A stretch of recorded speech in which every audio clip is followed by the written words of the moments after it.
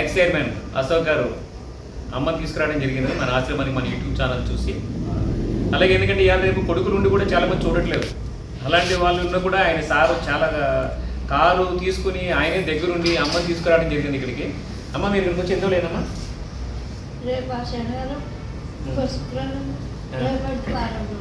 ఎలా ఉంది ఇక్కడికి వచ్చిన తర్వాత మీకు? బాగుందా? ఆరోగ్యంలో ఉంది ఇక్కడికి వచ్చిన తర్వాత? వీళ్ళందరూ బాగా చూస్తున్నారా మీతోటి? అట్లా కాదు, ఇక్కడ పర్వాలేదా? మీకు మంచిగా ఉందా? భోజనం ఎట్లా ఉంది?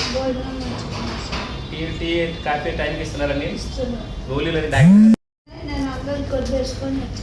లేదు, మేము లేమా, నేను కూడా కొడుకునే కదా, అట్లా ఏం లేదు. ఇంకోటి ఏంటంటే అమ్మ వచ్చినప్పుడు కట్టతో వచ్చింది, ఇప్పుడు కట్ట తీసేసింది కదా, కట్ట తీసేసిన కదా, కట్ట తీసేసింది. చూసారా, ఇది ఒక పుణ్యక్షేత్రం అంటే ఇదే ఉదాహరణ. ఇంకొకటి ఏంటంటే ఇలాంటి వాళ్ళందరూ కూడా బ్లెస్సింగ్స్ మనకు ఉండాలి. కాకపోతే అంటే 21వ తారీఖున మెడికల్ క్యాంప్ పెడుతున్నాను. కామినేని హాస్పిటల్ వాళ్ళు మన మెడికల్ క్యాంప్ పెడుతున్నారు ఆశ్రమానికి. ఆ రోజు హార్ట్ ప్రాబ్లం ఉన్నా కదా, మెడికల్ ప్రాబ్లం ఏ ప్రాబ్లం ఉన్నా కూడా 21st మన ఆశ్రమంలో మెడికల్ క్యాంప్ పెడుతున్నాం. దయచేసి ఎవరైనా ఈ పక్కన దగ్గరలో ఎవరైనా ఉంటే కనుక పెద్దవాళ్ళు ఎవరుంటే తీసుకురండి మన ఆశ్రమానికి దయచేసి. ఇలాగే ఎందుకంటే ఎవరు పెద్దవాళ్ళు ఉన్నా కూడా మన ఆశ్రమానికి తీసుకురండి, మనం ఆదరిద్దాం. ఇదొక పుణ్యక్షేత్రం తయారైంది. ఎందుకంటే ప్రతి ఒక్కరు ఇక్కడికి వచ్చిన అందరూ కూడా చాలా ఆరోగ్యంగా ఉంటున్నారు. అమ్మ మీ పేరు ఏం పేరు? అడగడం మర్చిపోయాను. లక్ష్మమ్మ. పిల్లలు ఎవరు లేరా? పిల్లలు పుట్టలేదు, పిల్లలు లేరు. భర్త ఎన్ని సంవత్సరాల నుంచి చనిపోయి? 30 సంవత్సరాలు. మీరు ఒక్కరే వంట చేసుకుంటారు?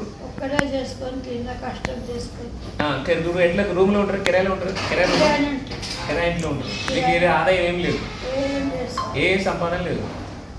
నేను సంపాదించుకున్నది ఉండే ఇచ్చిన, ఇక నేను సంపాదన చేసుకున్నది ఇక నా పేరు మీద ఏమి పర్వాలేదమ్మా, మేము ఉన్నాము ఇక్కడ అందరూ. నేను నీ కొడుకు లాంటి నేను చూసుకుంటాను. చూసారు కదా, విన్నారు కదా, ఎవరు లేకపోతే మనం అందరూ ఉండగా అమ్మాయి ఎందుకు అన్నది అవుతుంది. కానీ దయచేసి ఈ వీడియో చూసి లైక్ చేసి షేర్ చేసి సబ్స్క్రైబ్ చేయండి ప్లీజ్. నమస్తే.